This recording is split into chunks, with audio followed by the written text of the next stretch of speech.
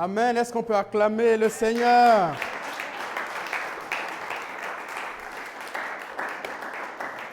Wow. Wow. Comment allez-vous? Vous allez bien? Il commence à faire un peu chaud là, non? Petit à petit, hein? Si vous êtes à côté d'un radiateur, n'hésitez pas à l'arrêter. Bon, je vais essayer quand même le micro, hein, si jamais. Vous me dites si jamais vous ne m'entendez pas bien. Est-ce qu'il y a des femmes ici? Hey!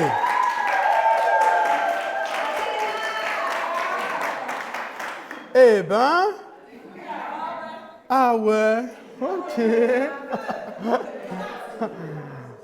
Ah, des femmes, en plus, c'est pas n'importe quelle femme.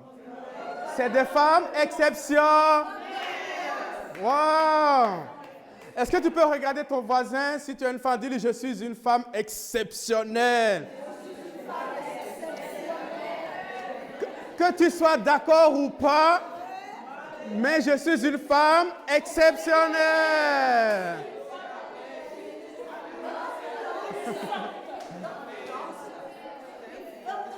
Amen. Wow.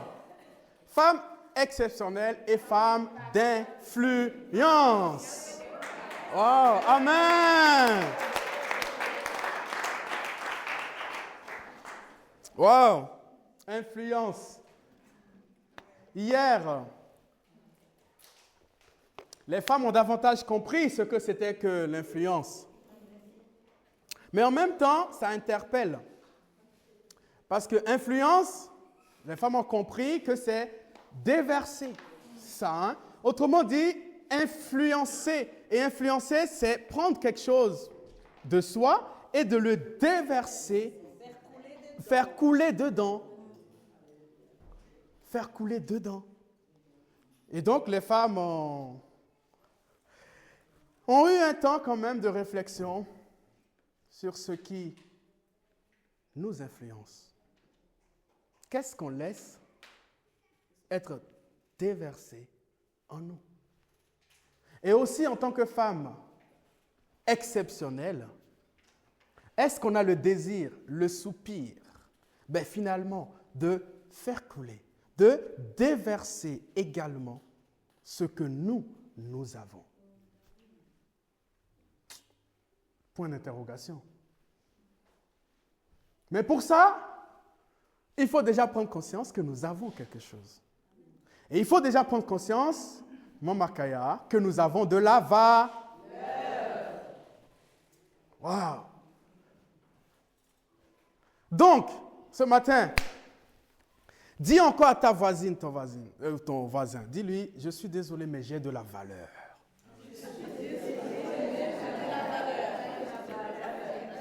Amen.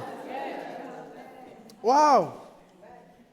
Merci en tout cas aux femmes pour l'organisation de la première édition de la conférence des femmes. Est-ce qu'on peut vraiment applaudir, acclamer ensemble toutes les femmes? Vraiment, hier j'étais vraiment très fier de vous, sincèrement. Il y avait du monde. Et l'organisation, franchement, bravo. Sincèrement, bravo. Et les messages interpellants, les uns que les autres, que Mama Kaya a apporté, ainsi que Adriana. Et vraiment, wow, je voulais une fois encore vous dire toute mon admiration, vraiment, et je prie le Seigneur de vous emmener de gloire en gloire. Et quand je dis vous, en fait, je dis nous. Parce que je parlais de ça avec mon épouse, quand on était dans la voiture, je disais, mais tu vois, les femmes ont organisé, mais au final, c'est quelle église? Au final, c'est quelle église? Vous voyez? Donc, en fait, nous sommes une église. Plus il y a des choses comme ça, plus nous devons en être fiers et demander au Seigneur de nous emmener plus loin, de gloire en gloire. Vraiment, merci. Je l'ai rappelé hier que tout a un prix. Tout. Sur la terre, tout a un prix. Si on vous donne quelque chose qui est gratuit, ben c'est que quelqu'un a payé le prix. Tout a un prix. Et organiser ce genre de choses, ça a un prix. Je ne vais pas parler de prix de finances, mais ça a un prix au niveau de la préparation, au niveau du temps, de l'organisation, au niveau de dire, bon, ok, spirituellement, on accorde du temps pour préparer tout ça dans la prière. Et ensuite, regardez, hier, il y avait plein de trucs que chacun a apporté, il fallait organiser tout ça.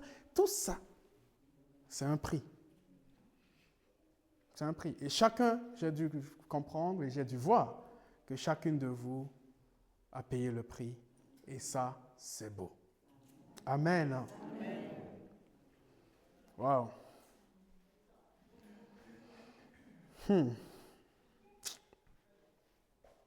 Père éternel, merci. Merci pour ce moment et merci pour la parole de ce matin. Seigneur, je me remets entre tes mains. Je ne sais pas parler. Je ne sais pas prêcher. Je veux juste compter sur toi, sur ton onction, sur ta grâce pour apporter ce matin ta nourriture, ce pain par lequel tu veux nourrir ton peuple. Père, je me mets à ta disposition. Parle au travers de moi ce matin, par ton Esprit Saint, dans le précieux nom de Jésus-Christ, notre Seigneur. Amen. Amen. Wow. Ah, elle est où, maman Nicole? Ah. Maman Nicole, hey, à chaque fois que tu passes ici, à chaque fois que tu passes, on se dit, mais non, on a envie de l'entendre plus souvent. Hein? Maman Nicole, on a envie de l'entendre plus souvent. Hein? Ah, maman Nicole. Hein? Ah, non, nous sommes une église apostolique. Ça veut dire quoi? On détecte ce que Dieu a mis en chacun. Et notre but, quoi? C'est de faire grandir ce que Dieu a mis en chacun pour une chose, pour le glorifier lui. Pour le glorifier lui. Donc, maman Nicole, tous ensemble, toute l'église là, ce matin, on veut t'encourager. Hein? Donc,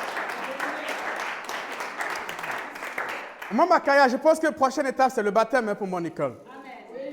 Prochaine étape. Donc, normalement, d'ici juin, mon Nicole, toute l'église, on attend. Donc, le baptême. Et puis après, en septembre, voilà, on veut te voir plus. On veut t'entendre plus, maman Nicole. Amen. Vous êtes d'accord, non? Amen. Wow. Non, j'aime beaucoup ces moments parce que ces moments révèlent aussi des personnes. Et ces moments révèlent le cœur de personnes. Vous voyez? On m'a parlé de Jeanne, qui s'est faite révéler aussi, de par toute son implication. Et vraiment, vous voyez, pour la vie d'une église, ben des moments comme ça, c'était tellement important. Où chacun peut dire, ah mais tiens, moi j'aime bien faire la décoration. Ah ben non, ça, vous me laissez ça, je gère. Oh. Ou l'autre dit, non, moi j'aime faire de la logistique, vous me laissez ça, je gère. Et en fait, tout un ensemble, chacun de nous met sa petite pierre à la construction de l'édifice. Et puis après, tous ensemble, on peut voir le résultat, on peut dire, waouh. Et vous savez quoi? Dieu récompense chacun de nous. À chaque chose que nous faisons pour Dieu, sachez-le, qu'il y a une récompense. Parce que Dieu ne doit à personne. Il dit dans sa parole que même un petit verre d'eau que vous donnez à un des siens, vous aurez sa récompense.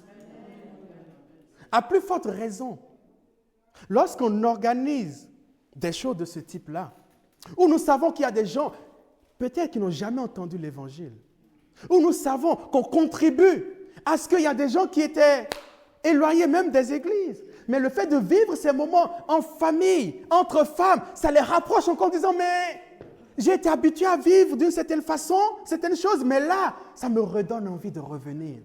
Et j'aimerais dire à chacun que tout ce que nous faisons, Dieu le voit. Mais on peut faire partie de ceux qui, par sa grâce, s'investissent et, par sa grâce, auront des récompenses, ou on peut aussi laisser les autres avoir toutes les récompenses. Vous comprenez ce que je dis? Donc on peut aussi dire, ah non Seigneur, non, c'est vrai que tu veux des récompenses, mais ça ne m'intéresse pas. Donc je laisse les autres servir. J'avais entendu quelque chose, une fois, c'était un frère, et il y avait un truc à faire, et il y avait des gens qui voulaient aider. Le frère dit, non, pardon. Là, il y a une bénédiction qui est attachée à ça là, et non, moi je ne veux pas abandonner ça. Je veux être le seul. J'ai dit, mais frère, au moins laisse. Il dit, non, pasteur, non. J'ai envie vraiment, il y a une bénédiction qui attachée, une récompense à ça là. Non, frère, pasteur, j'ai vraiment envie. J'ai dit, frère, tu as compris quelque chose. Tu as compris quelque chose. Ça veut dire quoi? À chaque fois que nous investissons pour l'œuvre de Dieu, frères et sœurs, la récompense nous attend au ciel. Amen. Et ça, c'est une récompense que la Bible appelle récompense, je vérifie juste, éternelle. Amen. Donc, merci beaucoup, Jeanne. Et merci vraiment à toutes, vraiment, pour votre investissement. Le 8 mars. Le 8 mars. C'est toujours une journée pour moi, ma chérie le sait. La première fois, on a eu une dispute par rapport à ça. Quand on s'est mis ensemble, je pense que ça doit être le 8 mars 2018, je pense. Et puis, le 8 mars quoi. À la fin de la journée, ma chérie m'appelle. Il dit, oui, je sentais que la voix n'est pas pareille. Le volume a diminué. Il dit, chérie, ça va? Je dis, Je dis, mais chérie, c'est quoi? Et là, il me dit, mais chérie, tu n'as pas vu que c'est le 8 mars? Parce qu'à l'époque, elle était en Australie et moi, je suis ici. Donc, en fait, c'était la nuit, quoi, pour moi. Donc, j'avais sommeil. Il dit, 8 mars, c'est quoi, 8 mars? 8 mars, c'est quoi? Et là, elle me dit, mais le 8 mars, c'est la journée internationale des femmes. Elle m'a dit, mais tout le monde m'a envoyé des messages. Tout le monde m'a appelé. Sauf toi.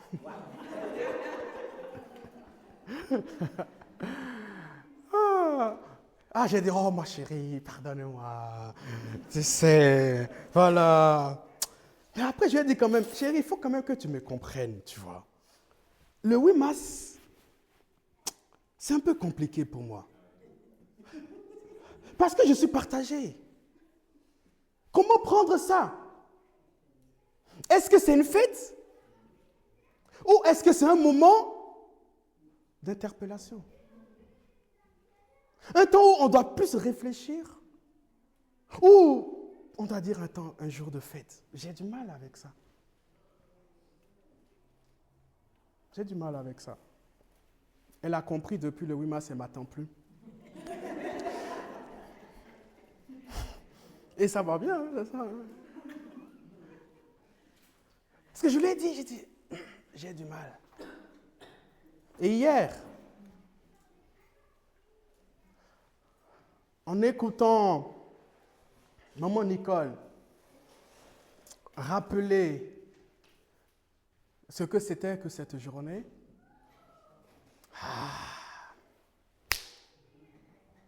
ça m'a encore davantage interpellé. Interpellé sur la condition des femmes. Et c'est de ça qu'on va parler ce matin.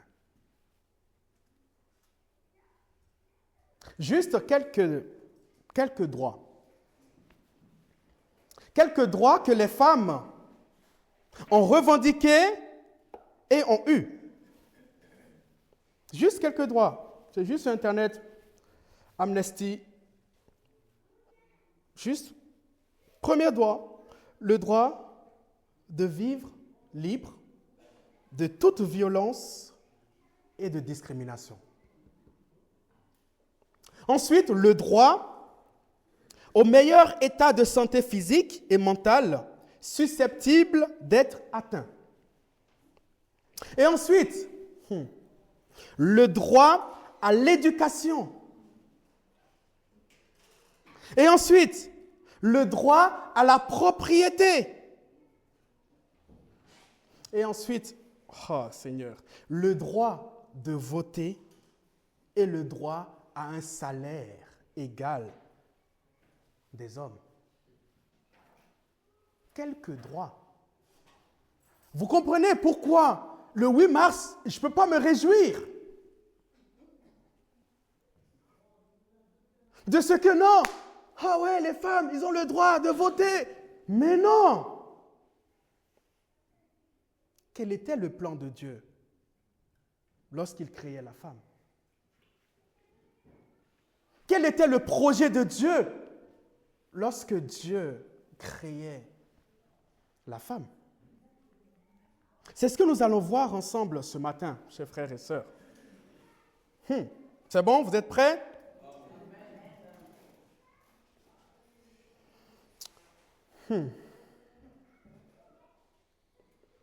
On l'a entendu hier à plusieurs reprises que Dieu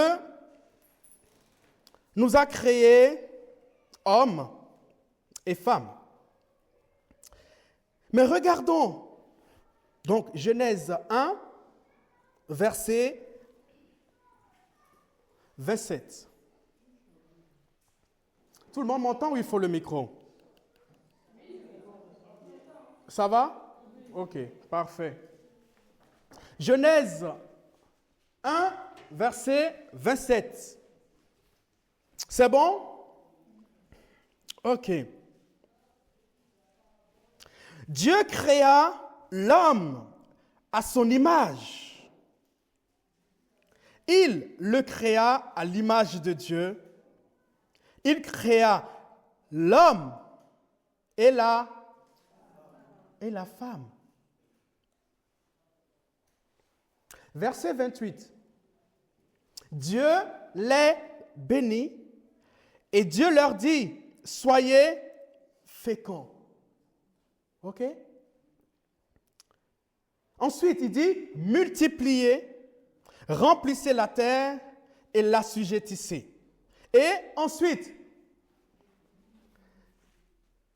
ce mot-là, on va bien le méditer ce matin. Et ensuite, il dit quoi? Dominez sur les poissons de la mer, sur les oiseaux du ciel et sur tout animal qui se meut sur la terre.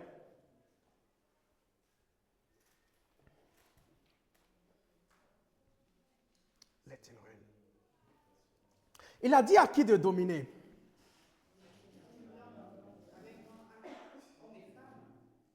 L'homme et la femme. OK? C'est bon? Très bien. Donc, dans le plan initial de Dieu, c'est à l'homme et la femme de dominer. Mais de dominer sur quoi? Sur tout ce que Dieu a créé. Les animaux, les poissons et autres. Dans le plan initial de Dieu, Dieu va créer l'homme. Il va l'endormir. Il va en prendre une côte. Et de cette côte qui va rendre l'homme incomplet,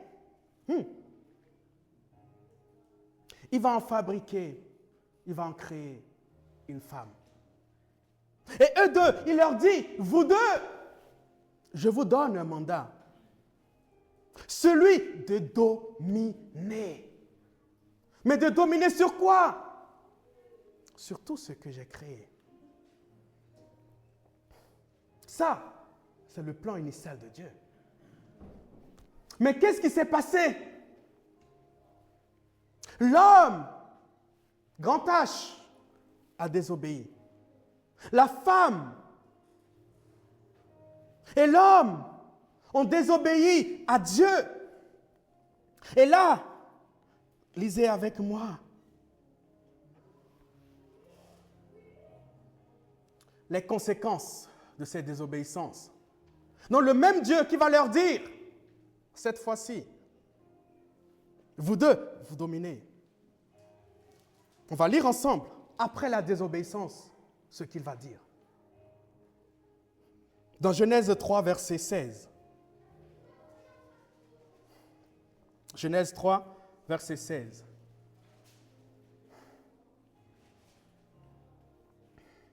C'est bon, vous l'avez? Donc, cette fois-ci, dans Genèse 3, verset 16, Dieu va dire quelque chose. Il dit à la femme, j'augmenterai la souffrance de tes grossesses. C'est pas fini. Il dit, tu enfanteras avec douleur. Et la suite, il dit quoi? Il dit, et tes désirs se porteront vers ton mari. Mais,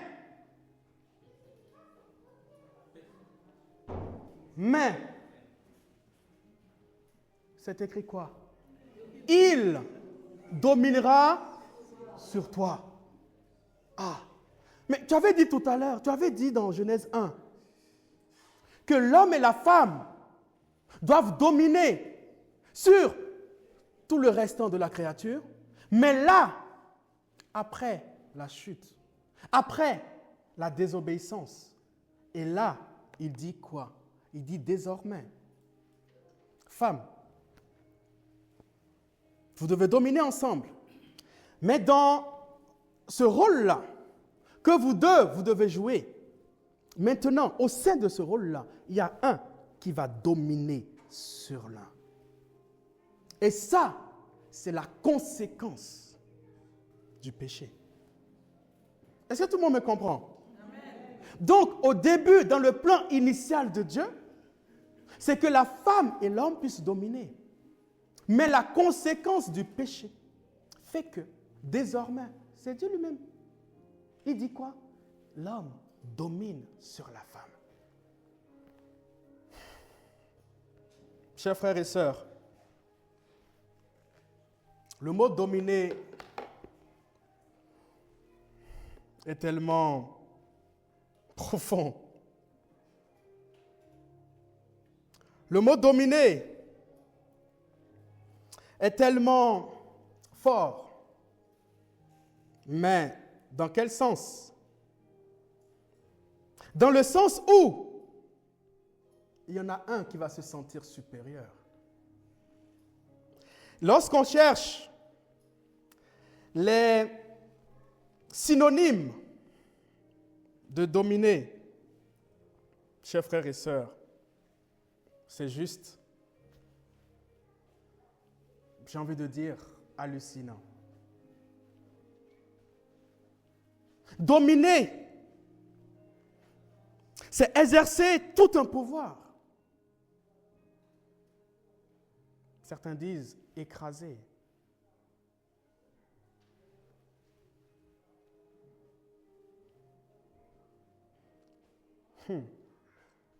Depuis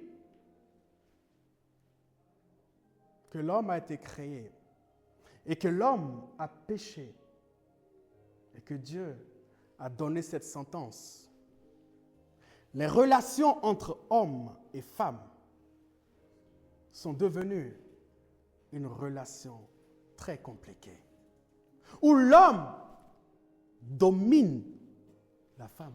Est-ce que ça vous choque quand je dis ça? C'est écrit ou pas?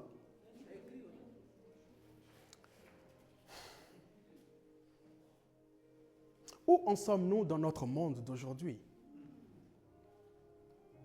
Aujourd'hui, au XXIe siècle, dans certains pays, les femmes n'ont pas toujours droit à l'éducation. Dans certains pays, les femmes n'ont pas encore le droit de voter. de conduire toute seule.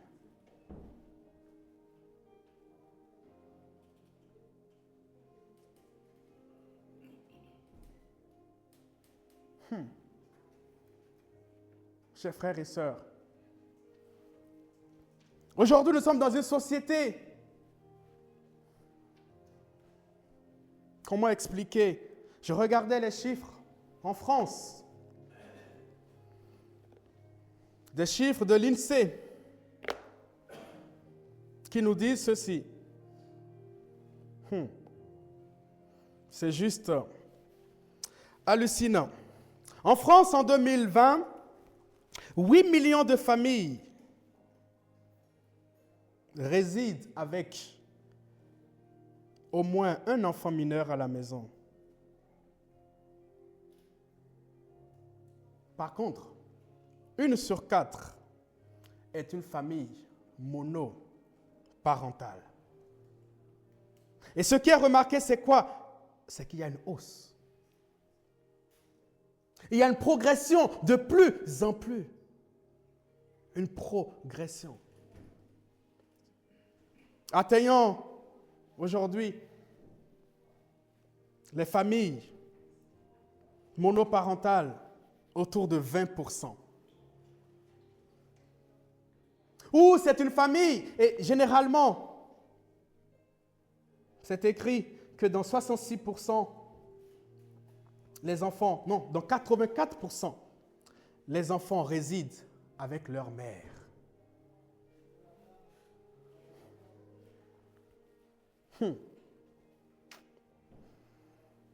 Est-ce qu'on a le droit de s'interpeller ce matin sur ce fait de société et de nous dire que nous dit la Bible? Que nous dit la Bible?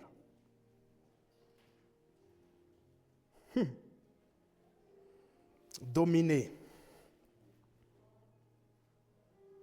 Un monde où les femmes se sentent dominées. Dominer, comme je l'ai dit tout à l'heure, c'est tenir sous sa suprématie, sous sa domination. Et comme synonyme, c'est prédominer, avoir la suprématie.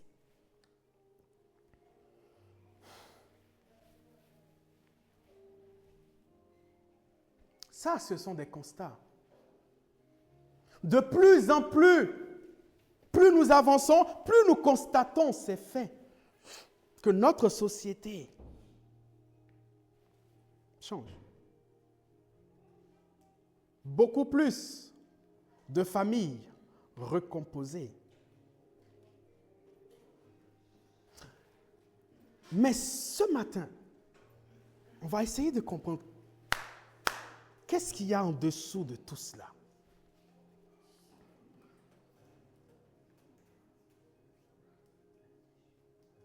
Si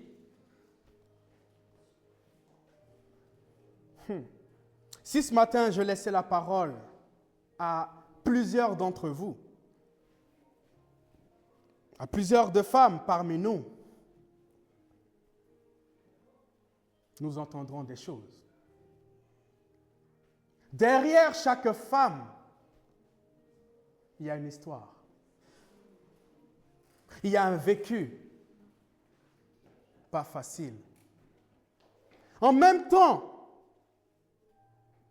ce qui est, comment on dit, subtil, c'est que Dieu dit quoi? Que ton désir se portera sur ton mari. Ça veut dire qu'il y a quand même le désir. Vous comprenez? Dieu met quand même le désir pour l'autre. Ou en fait, il y a quelque chose, il y a ce désir quand même. Et de l'autre côté, l'autre, qu'est-ce qu'il fait? Il domine. Et la femme est perdue. J'ai un besoin, j'ai un désir qui porte sur quelqu'un, mais en même temps, cette personne me maltraite. En même temps, cette personne me domine. En même temps, je ne suis plus libre, mais en même temps, mon désir va vers cette personne. Tellement de femmes malheureuses. Et même dans le mariage. Tellement de femmes qui souffrent. C'était hier ou avant-hier. On connaît un couple. Récemment, il s'est passé quelque chose. Un couple, ils se connaissent depuis l'enfance. Ils sont en Australie, ils se connaissent depuis l'enfance, etc. Voilà, on les connaît bien, c'est de la famille, etc. Mais là, la femme est en train de vivre une situation et ce que la femme sort, ça nous choque. On se dit, mais, ah ouais? Même eux.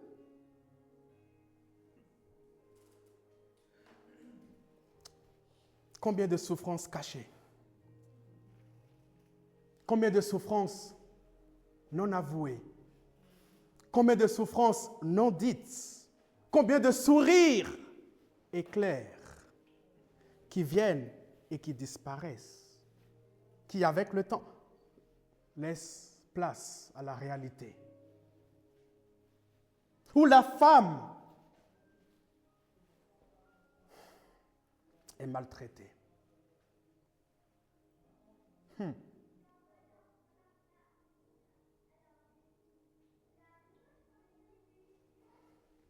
Un jour, on va lire ensemble l'histoire.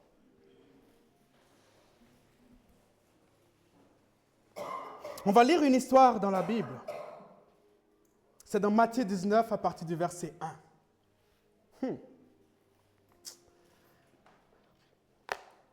Wow, le temps passe, je fais vite. Lorsque Jésus eut achevé ses discours, il quitta la Galilée et alla dans le territoire de la Judée, au-delà du Jourdain. Une grande foule le suivit et là, il guérit les malades. Et là, les pharisiens l'abordèrent et dirent, pour faire quoi? Pour l'éprouver. Ils disent, est-il permis à un homme de répudier sa femme pour un motif quelconque? Il répondit, n'avez-vous pas lu, oh Jesus, que le Créateur, au commencement, fit l'homme et la femme. Il continue, et les deux deviendront une seule chair. Jésus explique bien, il n'avez-vous pas lu qu'au commencement? Ok, on continue. Ainsi, ils ne sont plus deux, mais ils sont une seule chair. Jésus continue en disant que l'homme donc ne sépare ce que Dieu a joint. Pourquoi donc, lui dirent-ils, Moïse a-t-il prescrit de donner à la femme une lettre de divorce et de la répudier? Et il leur répondit, c'est à cause de la dureté de votre cœur que Moïse vous a permis de répudier vos femmes. Waouh, j'aime la suite, il dit, au commencement, il n'en était pas ainsi. Mais, je vous le dis, je vous dis que celui qui répudie sa femme, bon, tout ça. Mais il dit quoi? Au commencement, ce n'était pas un... Et c'est de quel commencement que Jésus parlait là? Ben de ce qu'on a lu. Dieu a institué le mariage. Et c'est tellement fort parce qu'il va prendre de la côte de l'homme pour faire la femme. Ça veut dire c'est les deux ensemble qui deviendront complets, une seule chair. L'homme manque de quelque chose en lui qui est dans sa femme. Et la femme ne peut être complète si elle n'a pas l'homme. C'est bon, vous comprenez un peu? Donc, le plan initial de Dieu, c'est que les deux puissent former une seule chair. Mais comment vas-tu dominer sur ta propre chair? Comment vas-tu dominer si tu es conscient qu'en fait, l'autre, c'est une partie de toi. Mais au contraire, que vas-tu faire? La chérir. Que vas-tu faire? En prendre soin. Dans quel but? Dans le but que vous deux, vous formez une seule chair.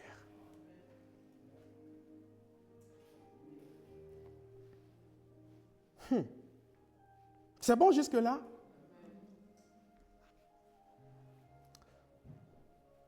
Et là, Jésus va mettre le doigt sur quelque chose en disant le plan initial de Dieu, ce n'était pas cela.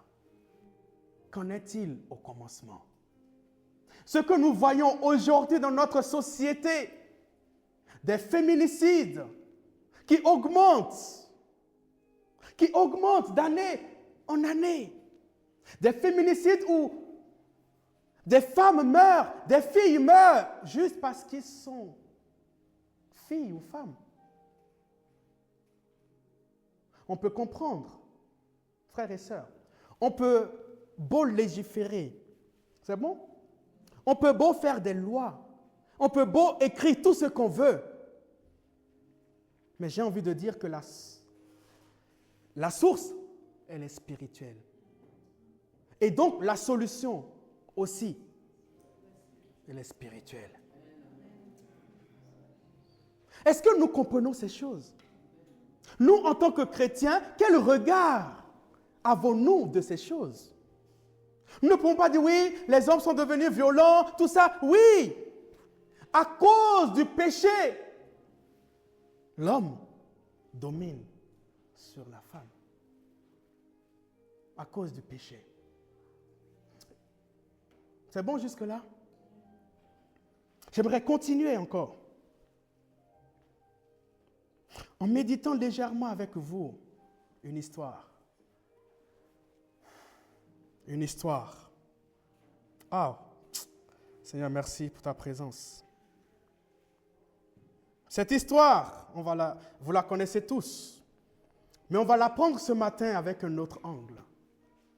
Ce sera dans Jean 4, à partir du verset 1. Ah, Seigneur.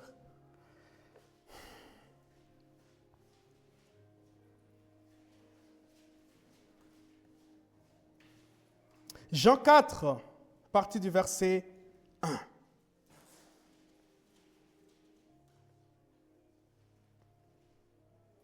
C'est bon? Ok. Je vais rapidement lire. Le Seigneur sut que les pharisiens avaient pris... Ok. Alors, non, pardon.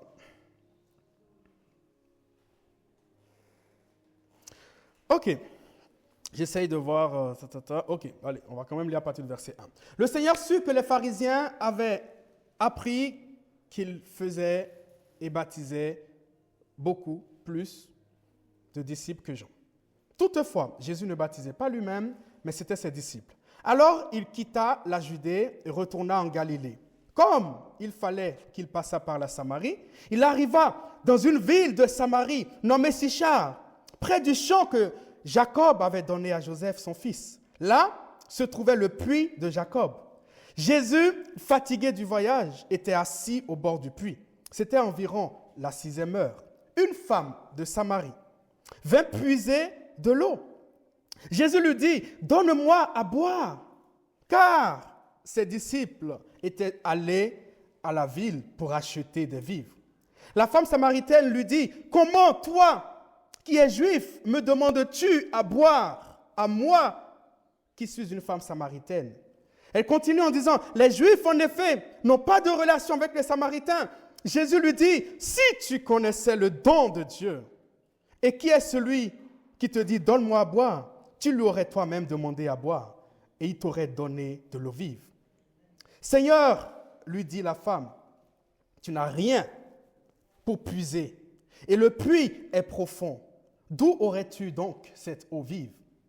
Es-tu plus grand que notre père Jacob, qui nous a donné ce puits, et qui a bu lui-même, ainsi que ses fils et ses troupeaux? Jésus lui répondit, quiconque boit de cette eau aura encore soif, mais celui qui boira de l'eau que je lui donnerai n'aura jamais soif. Et l'eau que je lui donnerai deviendra en lui une source d'eau qui jaillira jusque dans la vie éternelle.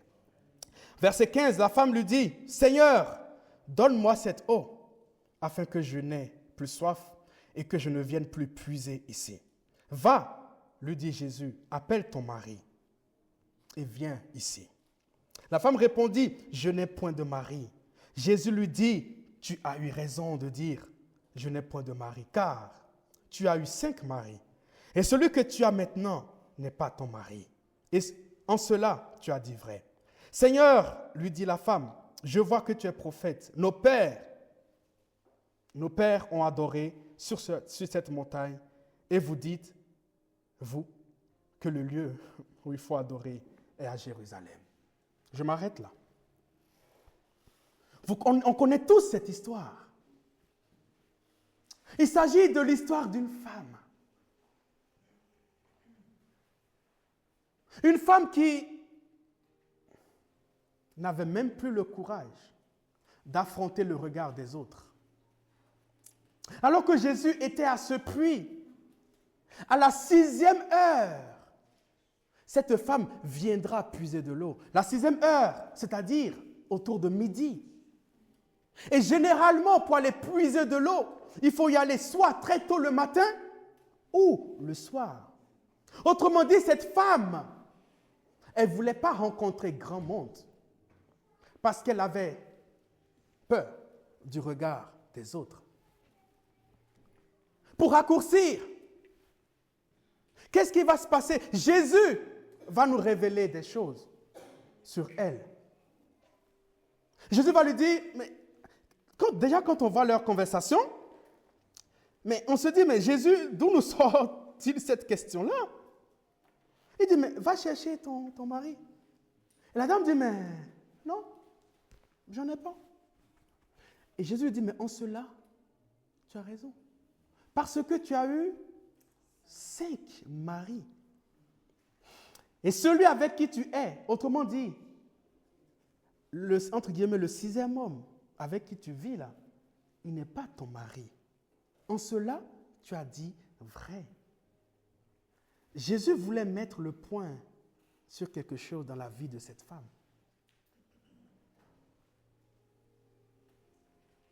La Bible ne nous dit pas pourquoi cette femme a eu 5 maris. Est-ce que ses maris sont décédés ou est-ce qu'elle a eu le divorce à chaque fois? Mais toujours est-il qu'avec le 6e, cette femme n'était pas mariée. Est-ce que ce 6e homme, de son côté à lui, était marié? On n'en sait rien. Mais toujours est-il qu'elle était dans une situation très compliquée. Cette situation qui faisait qu'elle-même, elle était consciente de la vie qu'elle menait. Mais, Jesus. Ce matin, j'aimerais nous interpeller sur, même si ses maris sont décédés, quelle femme, chers frères et sœurs, pourrait se glorifier d'avoir eu 5, 6 maris?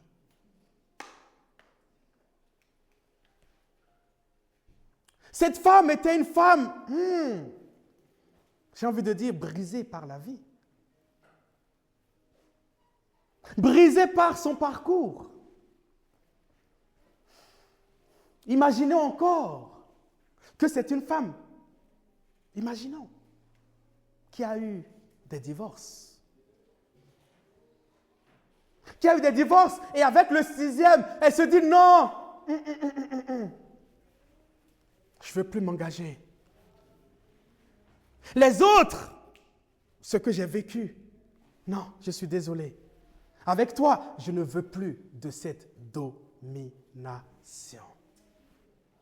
Je préfère être aujourd'hui, on dit quoi? En union libre. Je préfère garder ma liberté, mais je refuse cette domination. nations. Mais, chères sœurs, surtout ce matin, ce texte va nous révéler quelque chose de très fort. De très fort. Ok? Jésus est au puits. Cette femme arrive à ce puits. Jésus va lancer la conversation. Jésus est un homme. Cette femme est une femme. Jésus va lui parler et tout de suite,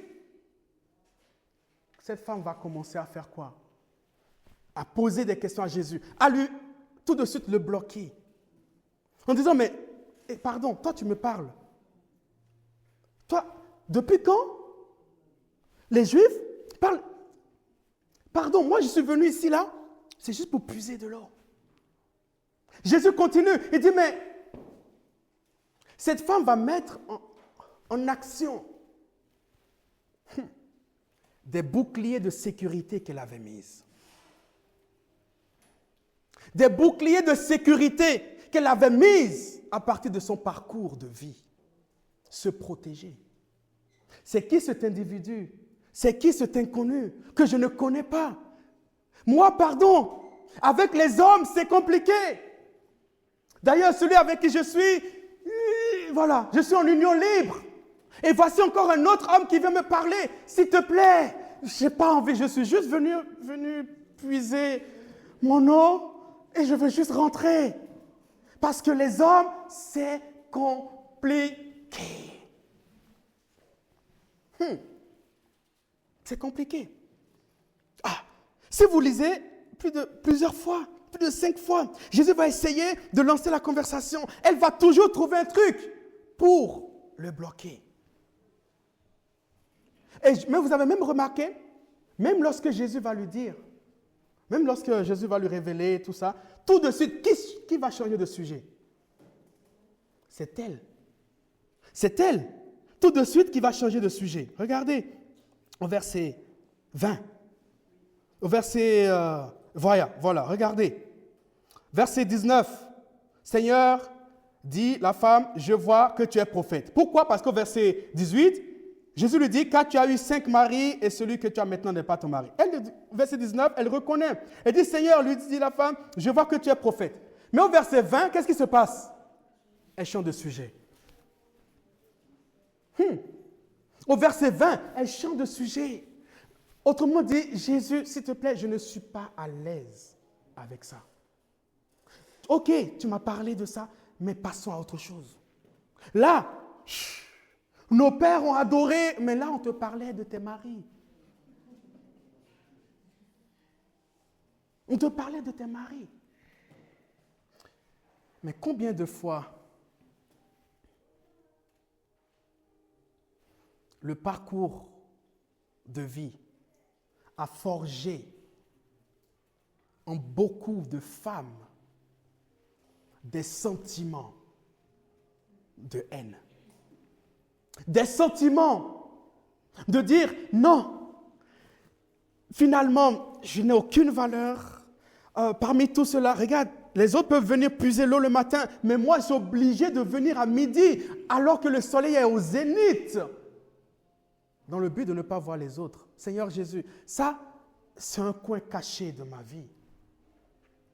Combien de femmes ont été brisées par des relations? Combien de femmes, du coup, ont mis en place des boucliers de sécurité pour ne plus continuer à être des victimes? En lisant, on peut la comprendre. On peut la comprendre, cette femme. Mais j'aime beaucoup Jésus. Jésus prendra le temps qu'il va falloir. Jésus va être patient. Jésus va lui dire à chaque fois, ok, d'accord. Il va poser la question jusqu'à... Regardez, Jésus lui dit qu'il lui donnera de l'eau. Il dit, mais est-ce que toi tu es plus grand que Jacob? À chaque fois, elle essayait de contrecarrer Jésus. À chaque fois, jusqu'à... À la fin, elle va lui dire finalement, si tu dis que tu peux donner de l'eau là. Ok. J'aime beaucoup, il dit, donne-moi de cette eau afin que je n'ai plus soif. Ah, ça devient intéressant. Là, pour une fois, elle va parler de quelque chose.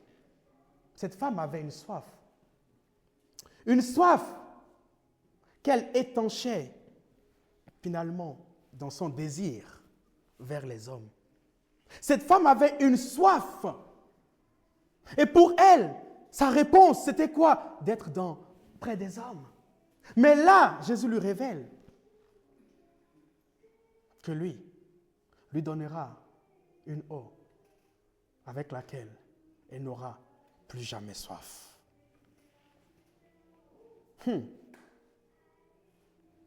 Amen. Qu'est-ce que ces passages nous apprennent, chers frères et sœurs? Qu'est-ce que Jésus a révélé? Premièrement, Jésus lui a ouvert les yeux sur sa situation.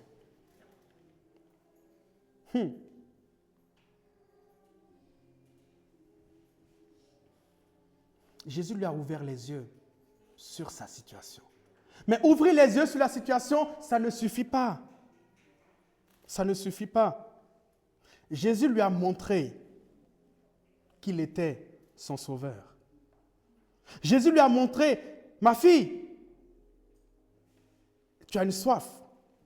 Et celui qui te permettra d'étancher cette soif, tu sais quoi? C'est moi. Alors que ton désir, Jesus, après la chute, c'est écrit quoi? Que le désir de la femme se portera sur son mari et celui-ci dominera sur lui. Jésus lui dit désormais, ton désir se portera sur moi. Sur moi, ton sauveur. Et c'est moi qui te remplirai. Parce qu'au début, au commencement, c'était quoi? Non, ce n'était pas dit que l'homme allait dominer sur la femme. Au commencement, c'était quoi? C'était l'homme et la femme domineraient sur l'autre création. Ça veut dire quoi? Ça veut dire le désir de l'homme et de la femme porteront sur Dieu. Est-ce que quelqu'un a compris? Porteront sur Dieu. Donc Jésus lui a révélé ça.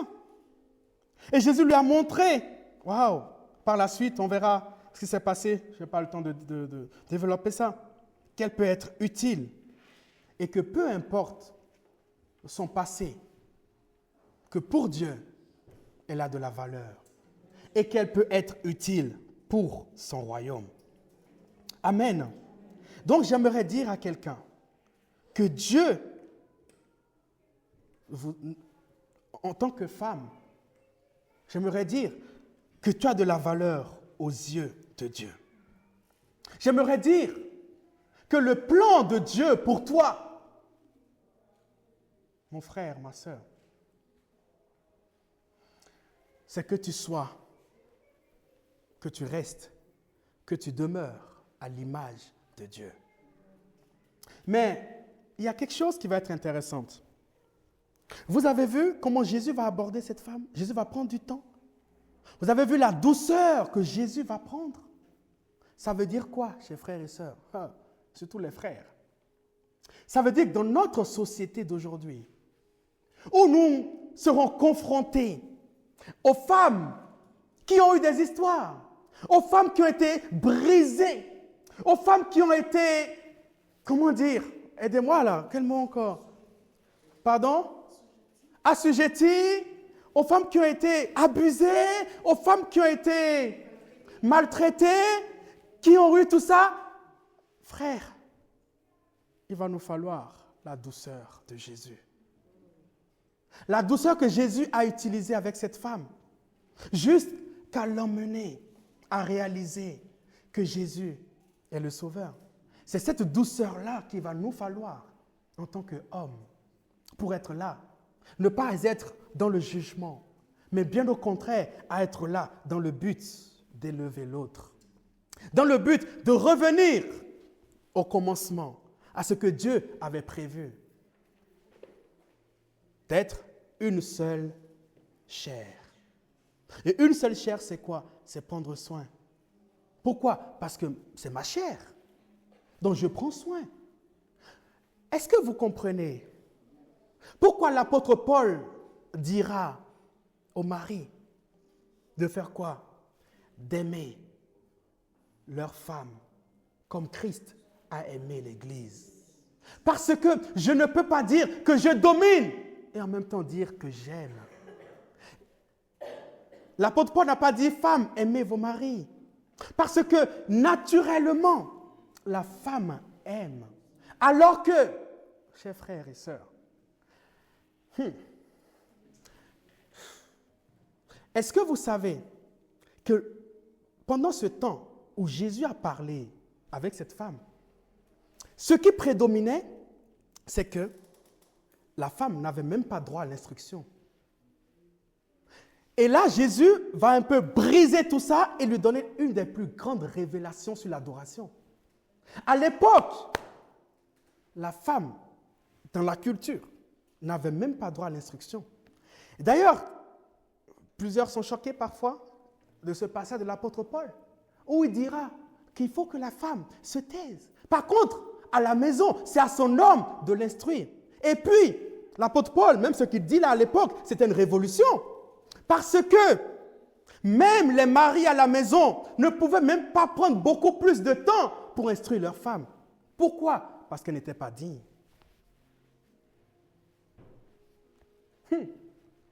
Parce qu'elle n'était pas digne d'instruction. Mais Jésus va venir casser tout cela. Jésus va venir briser tout cela. Jésus va dire, mais non, au commencement, c'est pas cela. Et quand on prend dans les évangiles comment Jésus va valoriser la femme, ça va choquer. Les disciples, oh Dieu merci. Jésus a tout fait. Les disciples, ils étaient tous partis. Généralement, c'est rare quand même que Jésus soit tout seul. Mais pour cette, Dieu a tout fait. Jésus était tout seul. Mais les disciples, quand ils sont revenus, ils étaient choqués. Ils étaient choqués. Pourquoi? La mentalité. En plus, tu parles à une femme. Oh. En plus, samaritaine. Oh non, mais là, Jésus, tu exagères là. Déjà, c'est une femme. En plus, elle est samaritaine. Non, Jésus, là, il y a des choses qu'on peut supporter, mais là, ouf. Ben oui. Mais oui. Mais oui. Parce qu'ils se sont dit, mais eux, ils sont allés chercher à manger. Jésus a dit, mais non, c'est pas ça. Ma nourriture, c'est de faire la volonté de Dieu, mes frères. Ma nourriture, c'est celle-là qui est là. Il faut que je lui annonce l'évangile. Il faut que je restaure cette femme qui a été brisée par la vie. Il faut que je rappelle à cette femme qu'elle a de la valeur aux yeux de Dieu. Il faut que je rappelle à cette femme qu'au début, qu'au commencement, Dieu l'a créée à son image et à sa ressemblance. Et qu'elle a de la valeur pour Dieu. Jésus dit, mais non, il faut que je lui donne une des plus grandes révélations sur l'adoration. Une femme. Jésus va briser les codes pendant toute sa vie sur terre. Il va se révéler à une femme après la résurrection. Jésus va faire tellement de choses. Et on dit, mais cette femme-là, c'est tellement sérieux. Tellement sérieux. Pourquoi? L'impact du péché où l'homme domine sur la femme. Mais en Christ, dis avec moi, en Christ. Il n'y a ni homme, ni femme. Ok. Mais ce qu'il faut comprendre, c'est que Dieu permet et il donne des responsabilités. C'est bon? Ou il dit à l'homme, tu es le chef de la femme. Ça ne veut pas dire tu es celui qui domine. Oh. Vous savez, il y a eu des moments dans mon travail où j'étais tellement content de ne pas être le chef. Est-ce que quelqu'un commence à comprendre ce que je veux dire? Il y a eu des moments où j'étais tellement content de ne pas être le chef pour gérer certaines situations. Le chef, tu es censé assurer la sécurité de tout le monde. Tu es censé prendre soin du bien-être de tout le monde. Le chef, c'est toi. S'il y a un problème, c'est qui? Le chef. Je lisais hier un souci par rapport à une crèche ou autre, où il y a eu un nourrisson qui est décédé. De par, elle a avalé son truc, je ne sais pas quoi. elle est décédée. Mais c'est écrit, la directrice de la crèche et puis celle qui avait pris soin de l'enfant, ben, ils vont être condamnés. Et là, ça veut dire quoi? Ça veut dire, même la directrice, même si elle n'était pas là le jour-là, même si elle était au bureau, elle était quand même responsable. Ça veut dire quoi? En tant qu'homme, Dieu nous dit, en tant qu'homme, c'est vous qui devez veiller sur cet être que je vous mets à côté. Cet être-là, la femme que je mets à côté de vous, c'est vous qui en êtes responsable. Demain, quand je reviendrai, c'est à vous que je demanderai des comptes par rapport à cette femme que je vous ai confiée. C'est pour ça que l'apôtre Paul dira, aimez votre femme comme Christ a aimé l'Église. Et qui est le chef de l'Église? Non, je n'ai pas entendu. Qui est le chef de l'Église? Christ. Et qu'est-ce que Christ a fait pour nous? Il a été à la croix pour nous. Par quoi? Par amour. Ça veut dire quoi? Dès le commencement, ce que Dieu veut, l'ordre que Dieu a établi, c'est que l'homme puisse aimer sa femme. Et Jésus est venu ici-bas nous montrer comment lui, il aime son Église. Aimer sa femme, regardez, lorsqu'on parle de l'Église, c'est vous et moi. Mais est-ce que ça vous arrive de vous regarder, de dire, hé, donc c'est pour moi là, un homme imparfait là, c'est pour moi que Jésus est venu. Et à chaque fois, il me dit, non, mon fils, t'inquiète pas. À chaque fois, quand je tombe, il me relève. Il dit, non, mon sang a été versé pour toi. Il est là. Non, mais je dis, Seigneur, ça veut dire quoi? On n'a pas besoin de femmes parfaites. Mais on a juste besoin d'être remplis d'amour pour aimer nos femmes. Et en tant que femme, ce que Dieu dit, c'est quoi? C'est que tu dois respecter, honorer cet homme qui est ton chef. Et quand on dit chef, c'est-à-dire qui a de très grandes responsabilités sur toi. Et comme tu reconnais que cet homme a de grandes responsabilités sur toi, tu lui dois honneur, respect, soumission. Que nous dit, où en sommes-nous aujourd'hui? Où en sommes-nous?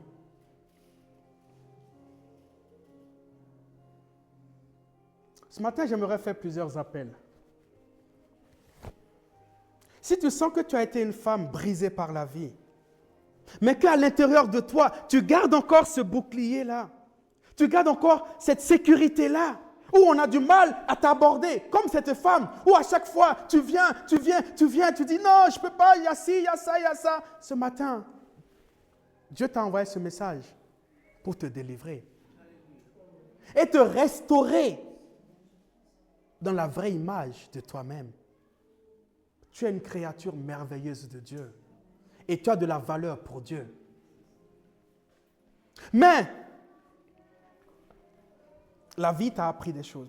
Prends juste 30 secondes et fais le point avec Dieu et demande-lui de te restaurer. Demande-lui de te restaurer ce matin. Demande à Jésus de te restaurer.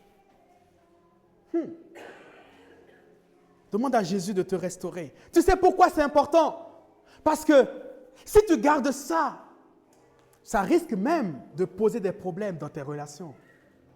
Parce que tu viens dans ton mariage avec des boucliers de sécurité. Ah oui, je ne peux pas me livrer. Ah, je ne peux pas dire ça. À chaque fois, s'il parle, boum, parce que hier, j'avais vécu ça. Mais non, aujourd'hui, je ne veux plus vivre ça. Et à la maison, tu deviens une femme insoumise. Mais pas insoumise parce que tu es naturellement insoumise, mais insoumise parce que dans ton passé, tu as vécu des choses et tu te dis, je ne me laisserai plus faire. Demande au Seigneur ce matin de te débarrasser. Demande au Seigneur ce matin de te restaurer. Demande au Seigneur ce matin de restaurer en toi la véritable image de toi femme, l'image qu'il a eue de toi en te créant.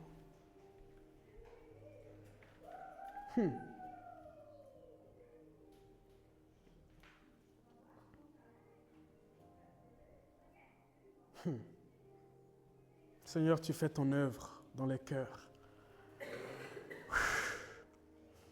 Père, ceux qui ont été brisés, assujettis, abusés, Père, tu viens par ton esprit, tu restaures. par ta puissance maintenant, tu enlèves tout sentiment qui ne devait pas être dans le cœur. Tu dégages maintenant. Tu libères maintenant. Tu libères. Tu libères. Tu libères. Tu libères. Tu libères maintenant au nom puissant de Jésus. Au nom puissant de Jésus. Au nom puissant de Jésus. Et tu restaures maintenant la véritable image. Celle que Jésus a révélée à cette femme. Une adoratrice. Une évangéliste. Tu révèles que chacun de nous, homme ou femme, a été créé à l'image de Dieu pour le glorifier ici-bas. Amen. Maintenant, prions pour un autre sujet. Jusqu'à présent, on a dit quoi? Regardez, autour de nous, les gens n'ont pas Christ. Du coup, ils vont se comporter comment? Ils vont se comporter comment, chers frères et sœurs? Ceux qui n'ont pas Christ. Les hommes vont dominer sur les femmes ou pas? Bien sûr. Ils vont dominer. Du coup, chers frères et sœurs, en méditant ça, il dit, Seigneur, non, je comprends encore pourquoi je dois évangéliser. Je comprends encore pourquoi je dois annoncer la bonne nouvelle. Pourquoi? Parce que plus j'annonce la bonne nouvelle, les gens seront au contact de l'évangile et puis ils ne seront plus. Les hommes n'auront plus tendance à dominer sur les femmes, mais les hommes comprendront leur réelle utilité auprès des femmes, leur réelle fonction auprès des femmes. Et pourquoi évangéliser les femmes? C'est que tu es brisé. Lorsqu'elles viennent au Seigneur, elles comprendront leur réelle identité en Christ. Est-ce que vous comprenez encore un autre niveau pourquoi nous devons évangéliser? Quelle société voulons-nous? Une société où on apprend encore que les féminicides, ça augmente? Une société où on apprend que parfois, même nos responsables au travail viennent avec sourire, mais derrière, elles sont battues? Où on apprend tellement de choses, où Satan agit dans les couples, dans les familles. Est-ce qu'on prend conscience qu'à cette problématique spirituelle, la solution est spirituelle? Et cette solution spirituelle nous pousse premièrement à prier, mais aussi à annoncer la bonne nouvelle.